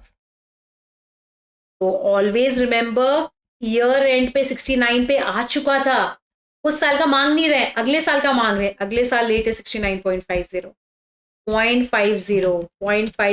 Into 1 lakh, तो आपका कितना आ रहा है 50,000 का लॉस. बट क्या ये लॉस बुक्स में दिख रहा है क्या ऑप्शन? नहीं. none of the above. Yes बच्चों, फाइनल वाले स्टूडेंट्स, आई होप आपको यहां तक की बातें अच्छे से समझ आ रही है.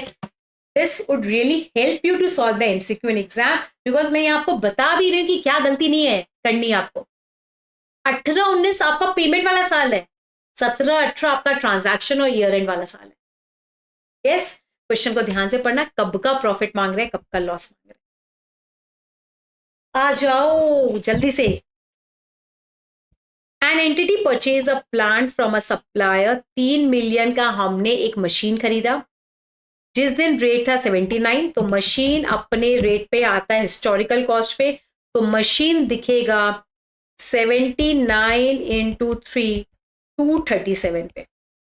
Amount has not yet been paid, अभी भी सप्लायर को पेमेंट करना बाकी है. सप्लायर के अमाउंट को ईयर एंड पे रीवैल्यू करते हैं, तो सप्लायर 237 का ट्रांजैक्शन के दिन रहा होगा, प्लस 79 से आप 82 ईयर एंड पे आए, इंटू 3, तो आप इसको 9 रुपए से और बढ़ाओगे, तो सप्लायर आपका आ जाएगा 246 का, पीपीए आपका आएगा 237 का. इसका एक्सचेंज फ्लक्चुएशन पीएनएल में जाएगा. क्वेश्चन में पढ़ो क्या है.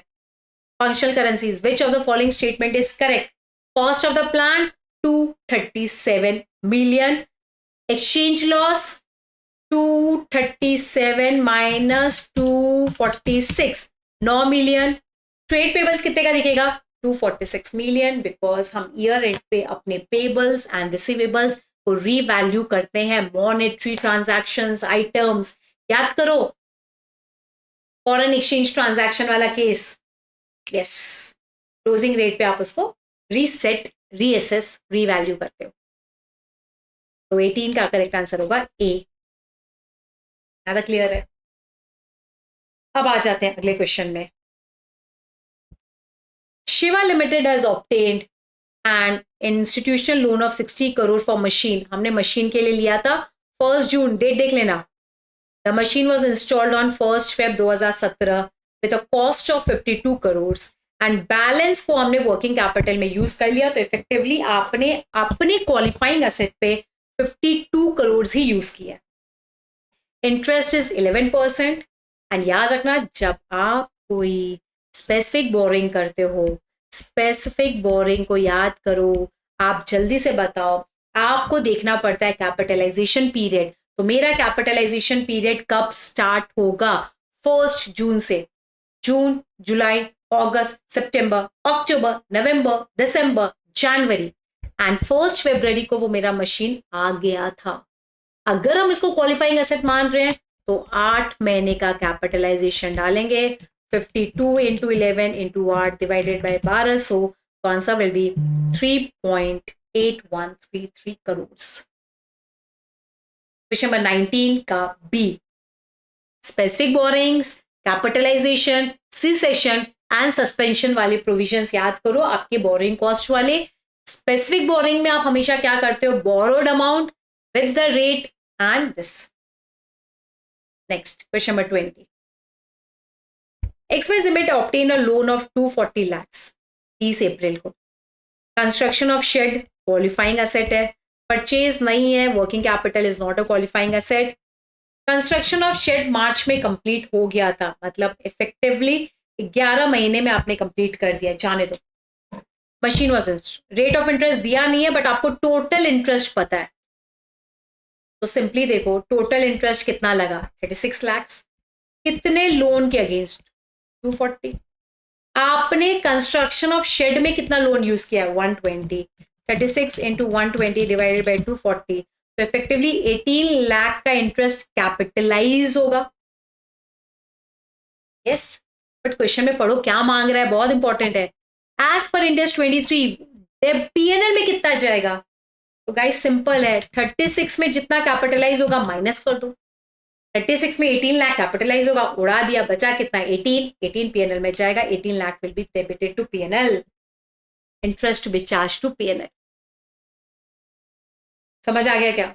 ऑब्वियसली आपको पता है आपका सिर्फ क्वालिफाइंग एसेट का इंटरेस्ट कैपिटलाइज होता है starting from capitalisation period till cessation period. याद करो, सेम चीज यहाँ की है. Again 21. अच्छा क्वेश्चन है बेटा, ये क्वेश्चन मैं आपको बता देती हूँ किस पे बेस्ड है। पहले मैं रीड करती हूँ क्वेश्चन, देखती हूँ आप में से कितने बच्चों को ये याद आ गया कि ये कौन से प्रोविजंस पे बेस्ड है। जरूर सोच के बताना घर पे ये कौन से प्रोविजन पे बेस्ड है, कौन से प्रोविजंस इसके कारण हिट हो रहे हैं। Rajasthani cooperative society borrowed a sum of 1.25 million in the financial for a solar project at LIBOR. मतलब फॉरेन से हमने इस लोन को लिया 5% रेट ऑफ इंटरेस्ट पे। इसका मतलब it is a foreign borrowed fund, foreign से बोरोड फंड है 5% पे for a qualifying asset. The interest is payable at the end of year. The loan जिस दिन अवेल किया उस दिन रेट था 45, ईयर एंड पे रेट बन गया 48। ठीक है, अगर हमने ये इंडिया से बोरो किया होता तो मुझे रेट ऑफ इंटरेस्ट लगता है 11%। अब क्वेश्चन पूछता है बताओ कितना बोरिंग कॉस्ट कैपिटलाइज होगा। याद करो आपको मैंने क्या कहा था, yes whenever you borrow a fund from foreign on a qualifying asset, तो जो इंटरेस्ट आप दे रहे हो उस बोरोड फंड पे वो तो आप कैपिटलाइज करोगे ही करोगे। इसके अलावा एक्सचेंज फ्लक्चुएशन के डिफरेंस को हम चेक करते हैं। यस, कितना इंटरेस्ट इंडिया में दिया होता उस फंड पे, करेक्ट, एंड ऑलरेडी आपने कितना इंटरेस्ट चार्ज कर दिया as per foreign rate of interest. दोनों का जो डिफरेंस आता उतना फॉरेन एक्सचेंज का डिफरेंस भी कैपिटलाइज होता। याद करो, ये प्रोविजन याद है क्या? फिर से सुनो, अगर आप कभी भी फॉरेन से लोन बोरो करते हो, देखो ना फॉरेन से आपने इतना यूएस डॉलर लोन बोरो किया, यहां से दिखाती हूँ, चलो आपने कितना लोन बोरो किया है 1.250। जब आपको इंटरेस्ट देना ईयर एंड पे तो रेट कितना है 48 इंटू 48। क्या रेट ऑफ इंटरेस्ट है फॉरेन लोन का 5%। तो आपका ये 3 लाख ये तो फॉर श्योर कैपिटलाइज होगा, इसमें कोई डाउट नहीं, इसमें कोई डाउट नहीं है। ठीक है, अब मुझे बताओ आपका एक्सचेंज फ्लक्चुएशन कितना हुआ, 3 रुपए के हिसाब से 3.750। इंस्टीट्यूट कहता है कि पूरा एक्सचेंज फ्लक्चुएशन पीएनएल में डालने की जरूरत नहीं है, हम इसमें से कुछ एक्सचेंज फ्लक्चुएशन आपको कैपिटलाइज करने को दे देंगे डिपेंडिंग अपॉन अगर आपने इंडिया में लोन लिया होता यही अमाउंट तो कितना इंटरेस्ट बनता। तो अगर आप इंडिया में लोन लेते तो उस समय आपका इंटरेस्ट बनता 6.875। देखो ना, अगर आपने इंडिया में लोन लिया होता आपका इंटरेस्ट बनता 6.1875। फॉरेन के कारण आपका इंटरेस्ट बना 6.1875 माइनस अगर 3 में करूंगी 3.1875 तक का अमाउंट आप क्या कर सकते हो बेटा, कैपिटलाइज। तो इसमें अगर मैं 3.750 माइनस कर दूं तो इतना अमाउंट क्या जाएगा पीएनएल में। दिखा देती हूँ अगर नहीं समझा सुनो।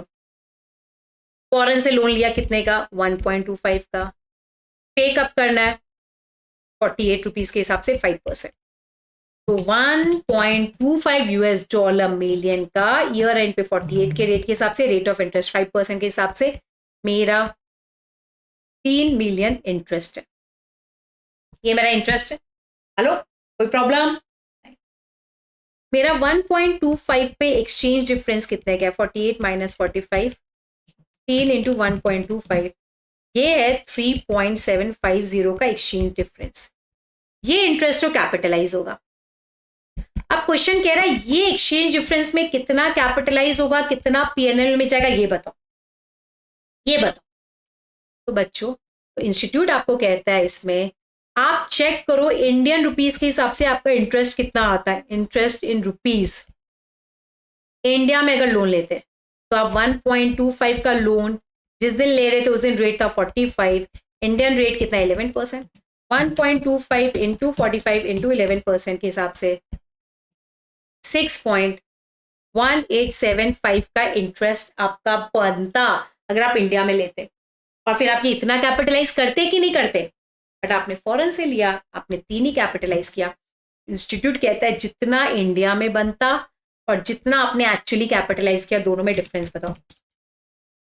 डिफरेंस आ रहा है 3.1875 का। तो इंस्टीट्यूट कहता है इस एक्सचेंज डिफरेंस में आप 3.1875 को और एक्स्ट्रा कैपिटलाइज कर लीजिए और बचा हुआ जो अमाउंट है आपका 0.5625 वो पीएनएल में जाएगा। तो इफेक्टिवली आप 3 प्लस 3.1875 को 3 प्लस 3.1875 कैपिटलाइज कर रहे हो, टोटल 61,87,500 कैपिटलाइज कर रहे हैं। अगर मैं इसको वन लाइन समरी में बोलूं, इंडियन रुपीज में अगर आपने लोन बोरो किया होता, इंडियन रुपीज का इंडियन रेट ऑफ इंटरेस्ट से जो एक्चुअल कैपिटलाइजेशन ऑफ इंटरेस्ट बनता, उतना आप कैपिटलाइज हर सिचुएशन में कर सकते हो, चाहे आप फॉरेन से लो या आप एक्सचेंज डिफरेंस में इंक्लूड करो।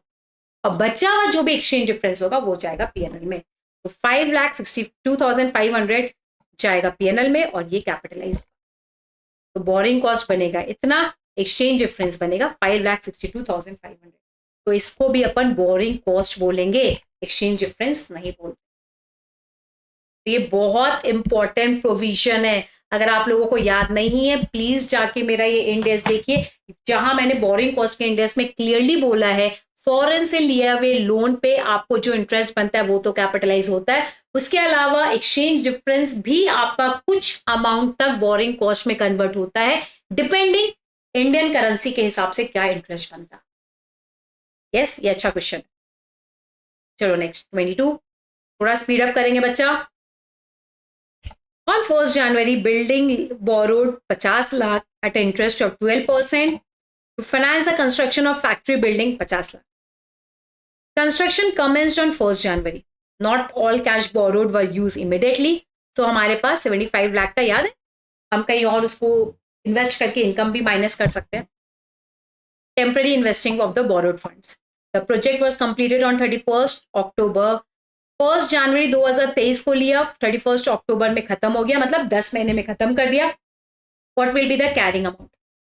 कैरिंग अमाउंट चाहिए तो 50 लाख की बिल्डिंग माइनस वो 75,000 का सेविंग इन इनकम है आपका, आप बचा रहे हो ना अपने कुछ खर्चे कमा के, प्लस बोरिंग कॉस्ट कैपिटलाइज करो। 50 लाख का फंड 12% रेट ऑफ इंटरेस्ट के हिसाब से 10 महीने के लिए, 50 lakh into 12 into 10 divided by 1200, यह आ जाएगा बच्चों minus 5 lakh, plus 50 lakh minus 75,000, तो आ जाएगा 54,25,000। This is the carrying amount of your asset, जिसमें मैंने बोरिंग कॉस्ट को कैपिटलाइज किया। एंड जब आप अपने फंड को यूज नहीं कर सकते हो तो आप अपने फंड को कहीं इन्वेस्ट करते हो, उससे जो आपको इनकम आती है वो हमेशा माइनस होती है। और ये सिर्फ स्पेसिफिक बोरिंग केस में होता है, बिकॉज स्पेसिफिक बोरिंग में हम बोरोड फंड को यूटिलाइज कितना करते वो मैटर नहीं करता, हम उसका पूरा इंटरेस्ट कैपिटलाइज करते, इसलिए उससे जो इनकम होती है वो भी माइनस होती है। It's an important question. तो आंसर विल बी 22 का बी। यस एवरीवन, यहां तक सारे बच्चों को समझ आ गया? नहीं आया? फटाफट बताएंगे बेटा ये सेशन कैसा लग रहा है, इंटरेस्टिंग है या नहीं। अगर फिर भी कोई स्पेसिफिक डाउट है आप कमेंट में जरूर लिखना। जो पार्ट ऑफ क्वेश्चन आपको बहुत इंटरेस्टिंग लग रहा है प्लीज जरूर टाइम लिखना कि ये मजा आ गया सेशन में, ये वाले पर्टिकुलर क्वेश्चन में। Quickly next, Chandra Limited acquired a machine of 65 lakh on 1st जुलाई 2014 को एक मशीन खरीदा, उसकी लाइफ थी 5 साल, सैल्वेज वैल्यू 7 लाख। 2017 में its present value cash flow is 28 lakh and net selling price is 25 lakh. Impairment के प्रोविजंस याद है क्या? कैरिंग अमाउंट या रिकवरेबल अमाउंट? जल्दी से बताओ। Recoverable amount whichever is less. Recoverable amount कैसे निकालते हैं? फ्यूचर कैश फ्लोज का जो भी प्रेजेंट वैल्यू है and selling price whichever is higher. तो बताओ मेरा रिकवरेबल अमाउंट क्या है? 28 लाख और 25 लाख में हायर कितना है? 28। रिकवरेबल 28 है। कैरिंग अमाउंट कितना होगा? जितने साल आपने यूज किया उसका डिप्रिशिएशन माइनस करके। 65 मेरी कॉस्ट थी, 33 मंथ्स आपने यूज कर लिया आउट ऑफ 60, सैल्वेज वैल्यू 7, तो 65 minus 7, 65 minus 7 into 33 divided by 60 minus 65 करेंगे तो मेरी कैरिंग अमाउंट है 33.10। मेरा रिकवरेबल अमाउंट है बच्चों 28, तो मेरा इम्पेयरमेंट लॉस होगा 5.10। तो the correct answer will B 23 का डी। कुछ नहीं बच्चों, 65 का सैल्वेज वैल्यू, ये इसकी वैल्यू बची, 60 total number of months, because यहाँ पर थोड़ा मंथ में कैलकुलेशन इजी पड़ेगा। जुलाई में कब तक, 31st, तो ये बनेंगे मेरे 33 मंथ्स। तो 65 माइनस 7 इंटू 33 डिवाइडेड बाई 60, तो 31.9 डेप्रिशिएट हो चुका। वैल्यू कितनी थी 65, तो कैरिंग अमाउंट कितना बचेगा 65 माइनस 31.9, 33.1। बिकॉज कैरिंग अमाउंट कैसे निकलता है, असेट की cost minus depreciation up to the year जिस दिन आप उसका इम्पेयरमेंट चेक कर रहे हो, प्लस कैरिंग अमाउंट आपको मिल गया। Recoverable amount is higher of the two, cash flows वाला प्रेजेंट वैल्यू या selling price whichever is higher. और अगर आपका रिकवरेबल अमाउंट कैरिंग अमाउंट से कम होता है, there is an impairment loss जो हम दोनों के डिफरेंस से बुक करते हैं। Come to 24, Chandran limited purchase a machine of 35 lakh जिसकी डेप्रिशिएशन के बाद वैल्यू बची 18.27। Recoverable amount is 12.45। सीधा सीधा क्वेश्चन में आपको कैरिंग अमाउंट पता है, रिकवरेबल अमाउंट पता है।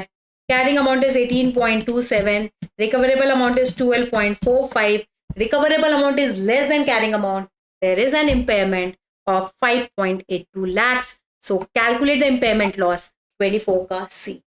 5.82 lakh is my impairment loss.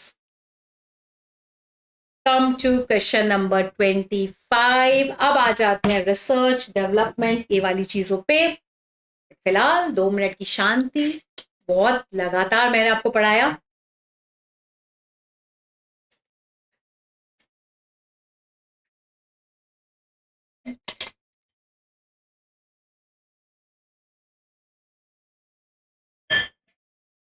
चलो बच्चे एक बात सुनो, आपको एग्जाम में हो सकता है अभी एंजाइटी हो रहा होगा, नर्वसनेस लग रहा होगा, हो सकता है आप सब बच्चों में से किसी को लग रहा होगा कि मैम पता नहीं जो पढ़ा है उससे आएगा या नहीं। बेटा ये जो आपके साथ बिहेवियर हो रहा है ना, बहुत नॉर्मल है, सबके साथ हो रहा है एंड बहुत ही नॉर्मल है। जिसने इसको ओवरकम कर लिया ना बेटा, उसका पेपर क्लियर हो जाता है। तो मैं आप सबसे अब यही कहूंगी, आप अपने पर भरोसा रखो। आपने जो भी पढ़ रखा है बहुत ही अच्छा पढ़ रखा है, बहुत ज्यादा अच्छा पढ़ रखा है, ये मैं बहुत श्योर हूं। बिकॉज फाइनल पे अब कोई भी बच्चा गलती नहीं करना चाहता है। अपने किए हुए काम पे, एफर्ट पे, हार्डवर्क पे, अपने ऊपर, इन सब चीजों पे ट्रस्ट करिए, फ्लो में चलिए। और अगले ये 30-35 डेज जो भी बचे ना, इसको बिल्कुल भी स्ट्रेस में नहीं निकालिए, बट हाँ टाइम भी वर्थ वेस्ट करिए। आप अपनी तरफ से पूरा का पूरा 100% दीजिए। आपके दिल को पता है कि आपने 100% दिया या नहीं दिया। अगर आपने अपना 100% दिया है, फॉर श्योर रिजल्ट आपके फेवर में होगा। अभी भी मैं कह रही हूँ टाइम है, अच्छे से रिवाइज करिए। कोई भी टॉपिक अगर आपको लगता है आपको याद नहीं आ रहा, फटाफट हमारे रिविजन वीडियोस देख लीजिए। हम स्पेशली मई के महीने में मैक्सिमम हम सारे फैकल्टीज आपके लिए एमसीक्यू ला रहे हैं, ताकि आपके लिए एमसीक्यू में किए हुए जितने भी क्वेश्चंस हैं वो याद रहेंगे, आप एग्जाम से पहले रिटेन कर पाओगे। तो गाइज अगर हम आपके लिए इतनी मेहनत कर सकते हैं और रिजल्ट तो आपका है, फायदा आपका है, तो आपको तो डबल ट्रिपल मेहनत करनी चाहिए। क्या सारे बच्चे प्रॉमिस कर रहे हैं कि वो मेहनत करेंगे? और वो मेहनत कर भी रहे, मुझे पता है। अगर आप ऐसा कर रहे हो तो प्लीज एक अच्छा मैसेज कमेंट में जरूर लिखेगा, you know ma'am we will do it, we will do it, we will do it and we can do it. अपने पर भरोसा रखो कि हाँ हम कर लेंगे, हम कर लेंगे, हम कर लेंगे, और देखना रिजल्ट आपके फेवर में हो। चलो बच्चों ज्यादा टाइम नहीं लूंगी बेटा, बिकॉज आई नो आप लोगों के पास बहुत कम टाइम है फाइनल वाले बच्चों के पास, एंड बहुत सारी चीजें। Coming back to our point, अच्छा, Biomed international is a developing, ओ याद रखना डेवलपिंग है, under the stage of development है। तो पहले कुछ रिसर्च होगा, फिर डेवलपमेंट फेज में हम घुसेंगे during the financial year ending. अभी तक मेरा टोटल एक्सपेंडिचर 50 लाख खर्च हो गया। This process met the criteria of recognition as an intangible asset on 1st December. 1st December को फाइनली लगा कि नहीं ये एक इंटैंजिबल एसेट डेवलप होगा, और उसके पहले तक हमने 22 लाख खर्च किया था। 1st दिसंबर से पहले 22 लाख खर्च हो गया और अभी तक में टोटल खर्चा 50 है। इसका मतलब 22 लाख का खर्चा रिसर्च में हुआ है, 28 लाख का खर्चा डेवलपमेंट में हुआ है। रिसर्च का खर्चा कैपिटलाइज नहीं होता, डेवलपमेंट फेज का खर्चा कैपिटलाइज होता है। तो आपको 22 लाख का कुछ नहीं करना है, 28 लाख दिमाग में रखना है, ठीक है। Further expenditure incurred on the process for the financial year was 80 lakh. फिर हमने इस 28 में 80 लाख मैंने और खर्च कर दिए, ठीक है, 108 लाख।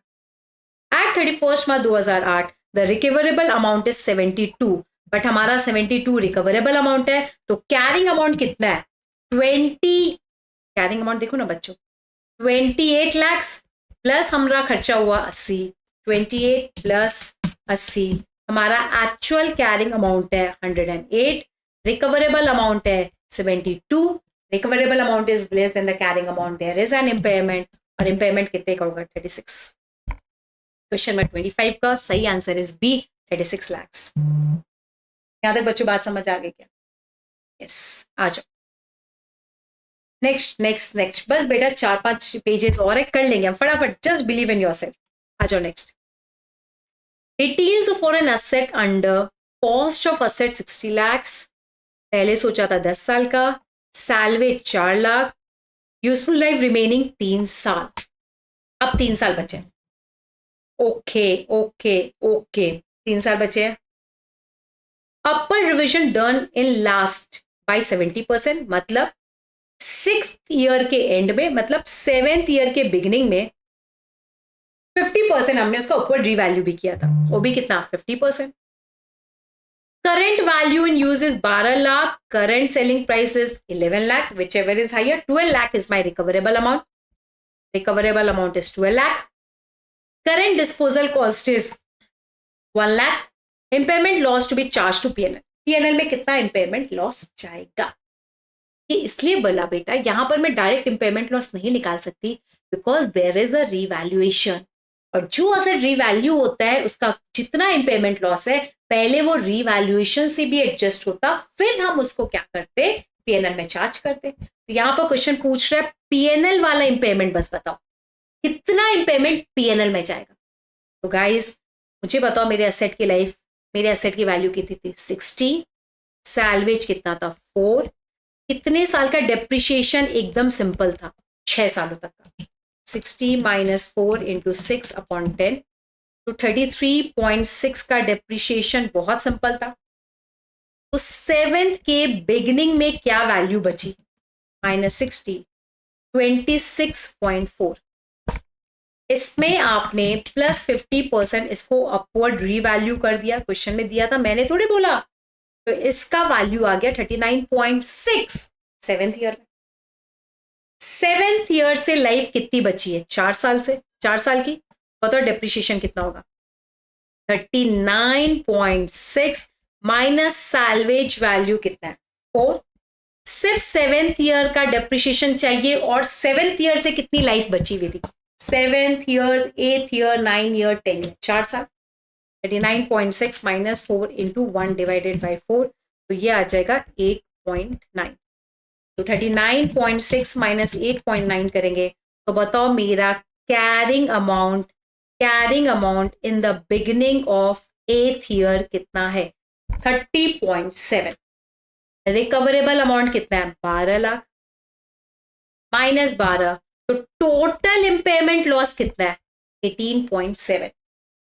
बट यहां पर टोटल इम्पेयरमेंट लॉस नहीं मांग रहा है, ध्यान से क्वेश्चन को पढ़ो, और ये क्वेश्चन देखो 18.7 ऑप्शन में देता है, बच्चे इसको टिक करके आ जाते हैं, बच्चे देखो इस 18.7 को टिक करके आ जाते हैं, भाई ये पूछ रहा है impairment loss charge to PNL, and as per that Ind AS if there is an impairment loss on the revalued amount, impairment loss that can be adjusted up to revaluation, वहां से एडजस्ट होता है। तो मेरे पास रीवैल्यूएशन अमाउंट कितना है 26.4 का 50%, याद है आपने 50% विच इज 13.2, आपको याद है आपने उसके ओपनिंग वैल्यू में 50% का रीवैल्यूएशन किया था, 26.4 का 50% 13.2, और आपका टोटल इम्पेयरमेंट लॉस कितना है 18.70, तो 18.70 में 13.2 आपका रीवैल्यूएशन से एडजस्ट होगा इम्पेयरमेंट लॉस, बचा हुआ 5.5 पीएनएल में जाएगा।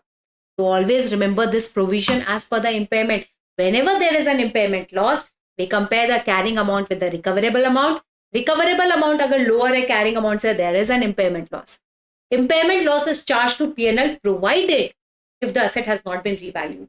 If the asset has been revalued and there is any revaluation reserve, जितना impairment loss maximum revaluation से adjust हो सकता है वहां से करो, बचा हुआ impairment loss P&L में जाता है. I think ये वाले क्वेश्चन 26 में आपका कमेंट आना चाहिए टाइम को लेके और ये बोलना चाहिए कि ये वाले पॉइंट मिनट पे मैम ये वाले आवर्स पे एक अच्छा क्वेश्चन आया है जहां पर प्रोविजन भी क्लियर हो रहा है, सम भी सेंसिबल है एंड हमेशा याद रखना 6th ईयर तक का डेप्रिसिएशन नॉर्मल है, 7th ईयर की बिगिनिंग में अपवर्ड रिवैल्यूएशन है एंड 8th ईयर पे इम्पेयरमेंट है. तो जनरली इस तरह का क्वेश्चन बहुत बनता है. चलो आ जाते हैं नेक्स्ट क्वेश्चन पे. चल, Sky Limited operates a production line which is treated CGU, cash generating unit. याद करो, अगर आप cash generating unit हो, there is an impairment loss of the entire cash generating unit. उस impairment loss को पहले पूरा 100% कौन सेट ऑफ करता है? गुडविल. बिकॉज मैंने आपको क्लास में बताया था, अगर आप impairment कर रहे हो कैश जनरेटिंग यूनिट का और आप impairment में गए हो, आपके एसेट की रिकवरेबल अमाउंट कम है, इसका मतलब मार्केट में आपकी गुडविल कम हो चुकी है, तो 100% गुडविल को उड़ाना पड़ता है. देखते हैं क्वेश्चन क्या बोल रहा है. गुडविल 5 लाख का, प्लांट एंड मशीन 2 लाख का, मेरा टोटल सीजीयू 2.5 लाख का. टोटल कैश जनरेटिंग यूनिट का रिकवरेबल अमाउंट है 1,75,000. तो 2.5 लाख माइनस 1,75,000, तो मेरा टोटल इम्पेयरमेंट कितना है? टोटल इम्पेयरमेंट बनता है मेरा 75,000. हमेशा इसमें से पूरा 50,000 गुडविल में यूज हो जाएगा, तो गुडविल हो जाएगा नील और 25,000 का इम्पेयरमेंट लॉस किसको कम करेंगे? असेट की वैल्यू को. 2 लाख माइनस 25,000, तो मेरा असेट बचेगा 1,75,000 का आफ्टर इम्पेयरमेंट. तो ऑलवेज रिमेंबर इम्पेयरमेंट का लॉस पूरा गुडविल को नील करता है, फिर बचा हुआ इम्पेयरमेंट लॉस असेट की वैल्यू को घटाता है. रिवाइज्ड आपको बताना है रिवाइज्ड कैरिंग अमाउंट क्या होगा. तो गुडविल का revised carrying amount is nil, plant and machine का रिवाइज्ड कैरिंग अमाउंट इज 1,75,000. यहां पर इम्पेयरमेंट लॉस नहीं पूछा, कितना गुडविल को जाएगा वो नहीं पूछा, सब इम्पेयरमेंट करने के बाद what is the revised carrying amount. Goodwill is nil, plant and machinery 1,75,000. Question number 27 का सही आंसर होगा बी. फटाफट बता दो यस नो. अब आ जाते हैं इंटैंजिबल पे. इजी है, बहुत सिंपल है. यहां पर याद रखना रिसर्च वाला फेज आता नहीं है, डेवलपमेंट वाला फेज उसकी कॉस्ट में आता है. During 1780 mind blogger limited incurred a cost to develop and produce a mobile application computer software product. Completion of detailed program design, designing हो रहा है, डिजाइन मतलब रिसर्च चल रहा है. टेक्नोलॉजी फिजिबिलिटी रिसर्च चल रहा है. Other coding cost after technological feasibility check हो गई, मतलब डेवलपमेंट में आ गए. Other testing cost after technology development में आ गए. Cost of producing masters for training purposes development phase में आ गए. What is the amount to be capitalise? 39 plus 31 plus 30, 1 lakh will be capitalized. Cost that is incurred after feasibility test is being done is added in the cost. 28 का D. आ जाओ 27 पे. Guys ये question ना थोड़ा सा आप लोग read कर लेना, बहुत इजी है. ये अननेसेसरी का बहुत लेंथी है, तो ये एक बार आप देख लेना, बहुत सिंपल है. नहीं आया तो प्लीज कमेंट कर देना, मैं करवा दूंगी. सॉफ्टवेयर है, गुडविल है, ये बहुत सारी चीजें हैं एंड उनको आपको पूछा जाता है टोटल डेप्रिसिएशन अमाउंट. सबको पता है डेप्रिसिएशन निकालने का तरीका क्या होता है. Cost divided by time, cost divided by time, cost divided by time. Is a point clear? तो ये बच्चों आपका होमवर्क रहेगा, ये आप कर लेना प्लीज. बहुत सिंपल है, इसलिए नहीं ले रही. आंसर मैंने मार्क करके दिया, सॉल्यूशन भी दिया, देख लेना प्लीज. कुछ नहीं किया है. Cost divided by time, cost divided, cost divided by time, cost divided by time, cost divided by time, और जो डेप्रिशिएट नहीं होता पूरा का पूरा हमने अमोर्टाइज कर दिया. चलो आ जाते एक अच्छे क्वेश्चन में. आ जाए. An enterprise wow wow wow. Patent कितने का है? 400 लाख का. The product life cycle has been estimated for 5 years and amortisation was decided in the ratio of future cash flow. 200 का कैश फ्लो, 200 200 100 100. ये कैश फ्लो मैंने पहले एस्टिमेट किया. 200, 200, 200, 600, 800 का कैश फ्लो हमने एस्टिमेट किया था। 3 साल बाद यहाँ पर the patent have estimated a further life of 3 years, मतलब एक और साल आ गया, 6th year, and the estimated cash flow after 5th year is 50। इस साल हमने एक्सपेक्ट किया 50 lakh. Determine what would be the amount of amortisation in 6th year. 3 साल तक तो जिंदगी एकदम नॉर्मल, तो मुझे बताओ 3 साल तक आपने कितने कैश फ्लो के बेसिस में डिप्रिशिएशन कर दिया, अमोर्टाइजेशन 600, मतलब 400 का अमाउंट था, 600 का cash flow, total cash flow 800 के against, 400 into 600 divided by 800, 300 lakh, correct. आपने अमोर्टाइज कर दिया, तो WDV कितना बचा, 400 minus 300, 100 lakh after 3rd year. 3rd year के बाद आपको लगा वैल्यू रिवाइज हो गई, और अब आप मुझसे पूछ रहे हो 6th ईयर का बताओ, तो बताओ मेरा बच्चों कैसे निकालेंगे। वैल्यू कितनी बची, 100। किस बेसिस पे, फ्लो के बेसिस में, कैश फ्लो के बेसिस में, कैश फ्लो के बेसिस में। 6th ईयर का कैश फ्लो कितना है, 50। बचा हुआ कैश फ्लो कितना है, 250, तो 100 इंटू 50 डिवाइडेड बाई 250, तो आंसर आएगा 20 lakhs। तो जो आपकी कॉस्ट थी उसको मैंने अमोर्टाइज किया based on the future cash flows. 3 साल तक 200 200 200 डिवाइडेड बाय टोटल 800, मतलब 600 डिवाइडेड बाय 800। 3 साल तक का कैश फ्लो ना, तीसरे साल तक का कैश फ्लो, तो मुझे WDV आ गया। और ये जो बचा हुआ WDV है ये कब अमोर्टाइज होगा, 6th ईयर का से मांग रहे हैं, 100 इंटू 6th ईयर का cash flow divided by 4th 5th 6th का कैश फ्लो, मिल गया, करेक्ट। अगले आ जाते हैं, Milk is conducting a research in respect of attaching cell charging batteries to all its vehicles। अच्छी बात है, नो पॉल्यूशन वाला काम चल रहा है, देखते तो सही, देखे क्या होता है। It has incurred 15 lakh in last year for its research, किसी काम का नहीं है। During the year 3-4, it incurs 5 lakh each month as a part of research expenditure per month, मतलब अप्रैल में incur किया 5 लाख रिसर्च में। On 1st May, the director found that the research is successful, and finally research मेरा successful हुआ, इसका मतलब development fees चालू हो गया, and bring a cash flow of 300 lakhs in the upcoming year, और इससे मेरे को फ्यूचर में कैश फ्लोज आने वाले हैं। What is the impact of the transaction in that year, मतलब मेरा उस साल में क्या इम्पैक्ट आएगा। 5 लाख हर महीने खर्च हो रहा है। अप्रैल के महीने में सिर्फ रिसर्च हुआ, मई बिगनिंग में हमने उसको डेवलपमेंट फीस में कन्वर्ट कर दिया, तो अप्रैल का खर्चा 5 लाख जाएगा पीएनएल में, और बचा हुआ 5 लाख 11 महीने का मतलब 55 लाख जाएगा इंटैंजिबल एसेट की कॉस्ट में, तो expense of 5 lakh and intangible of 55 lakh. The correct answer for 31 will be C. अब आप कहोगे has already incurred 15 lakh for this last year for this research, ये लास्ट ईयर का खर्चा है। क्वेश्चन 2023-24 के बारे में मांग रहा है, 22-23 के बारे में डिस्कस नहीं कर रहा। अगर 22-23 के बारे में मांगता तो हम इस 15 लाख को एज एन एक्सपेंस ट्रीट करते, लेकिन कब, 22-23 में। 22-23 में 15 लाख खर्च हो चुका, 23-24 में 5 लाख खर्चा, रिमेनिंग 55 लाख इंटैंजिबल एसेट का जनरेशन कहलाएगा। तो 31 का सी इज द करेक्ट आंसर। अब आ जाते हैं इस सब वाला शेयर बेस्ड पेमेंट, बहुत आसान है, ये सबको फॉर्मूलाज पता है, देख लेते हैं। ऑन 1st अप्रैल हमने 100 ऑप्शंस ग्रांट किए थे 200 एम्प्लॉय को, ठीक है। The option will vest on 31 March 2025, 22 से 23, 23 से 24, 24 से 25, 3 साल बाद, सब्जेक्ट टू द कंडीशन कि वो 3 साल तक हमारे पास काम कर रहे हैं, ऑब्वियसली वेस्टिंग पीरियड है। 1 अप्रैल को उस दिन मेरे शेयर्स का फेयर ऑप्शन कितना था, फेयर वैल्यू 200, जो कि ईयर एंड पे, और जिस दिन हम ऑप्शन ग्रांट करते हैं हम उस दिन एंट्री नहीं करते, तो उस दिन का फेयर वैल्यू कुछ लेना देना नहीं है। जिस दिन मैं एंट्री कर रही हूँ वो इंक्रीज हो गया 240 पे, अच्छी बात है।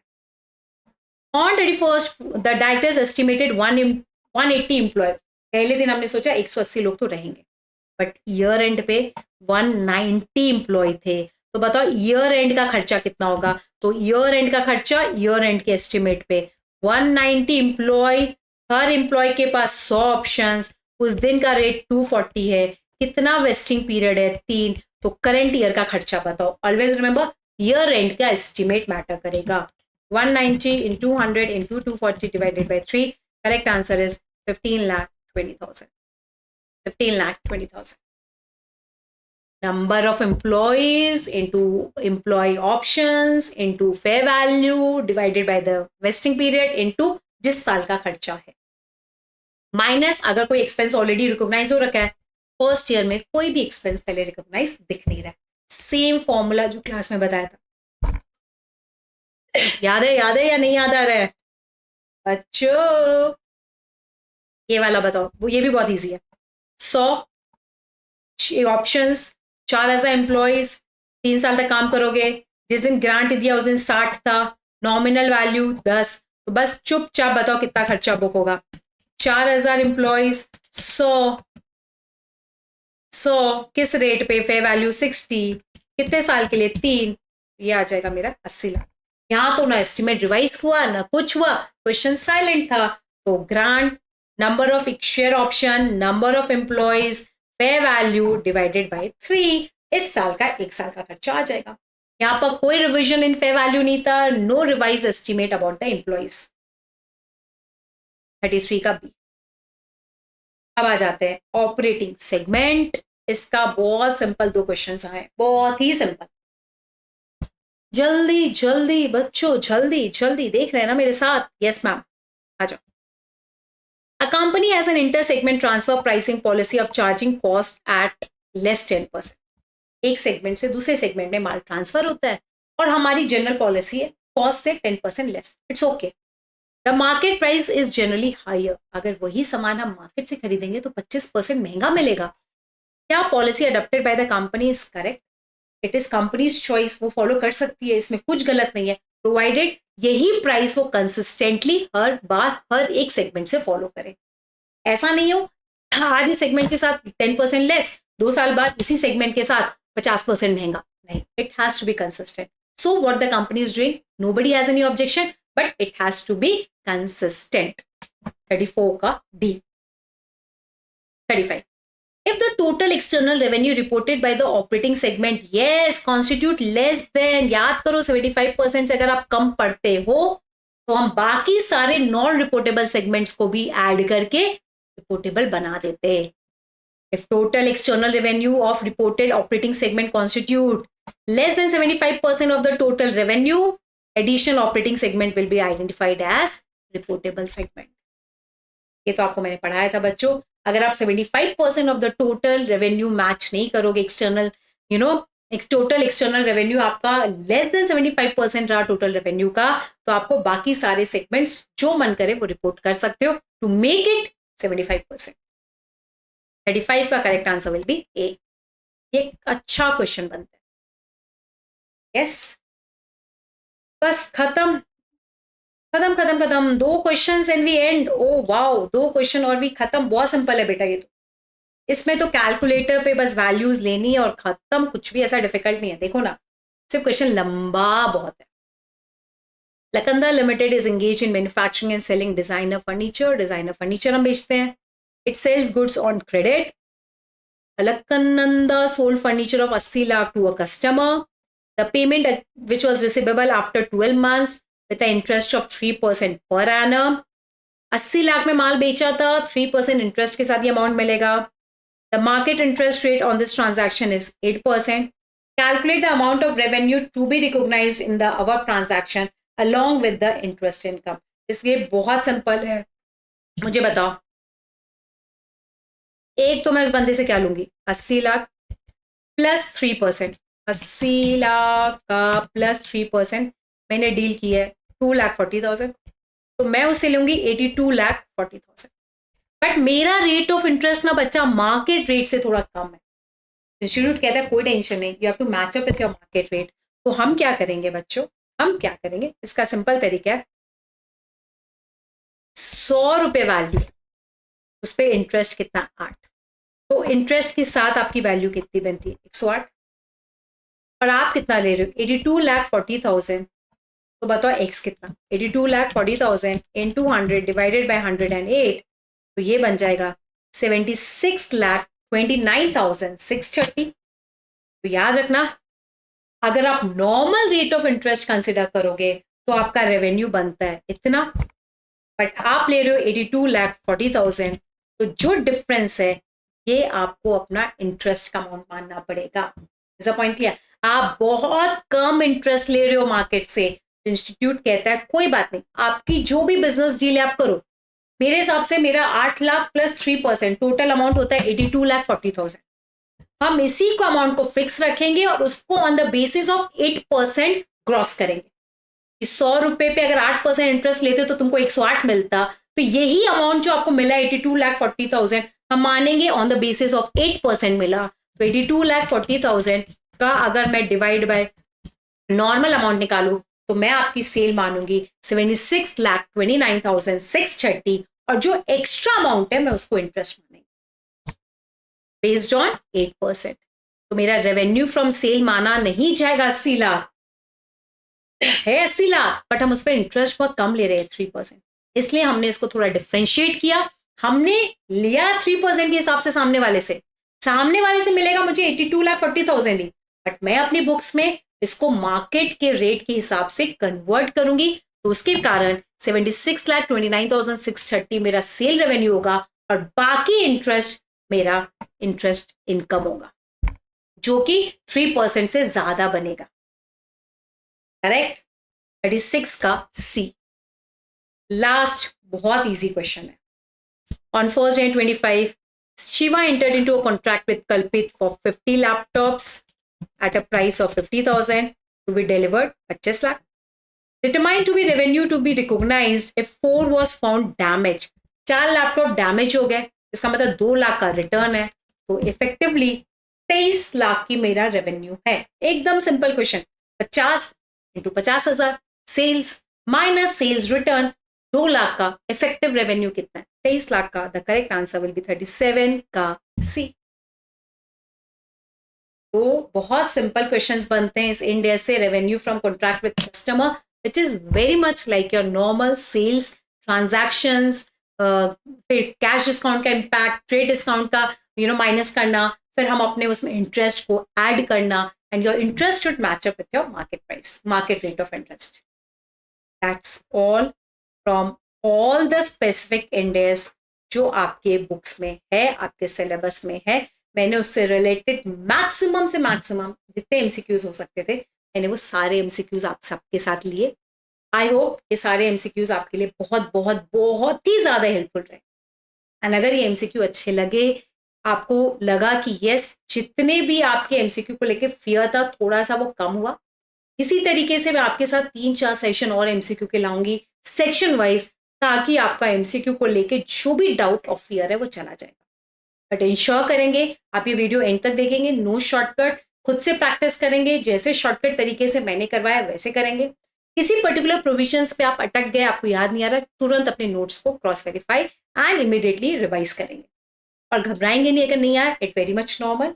ये प्रैक्टिस इसीलिए ली जा रही है ताकि आप जहां पर भी भूल रहे हो, दिमाग से आउट हो रही है कोई भी चीजें, तो इमीडिएटली आप जाके वहां पर चेक कर लीजिए।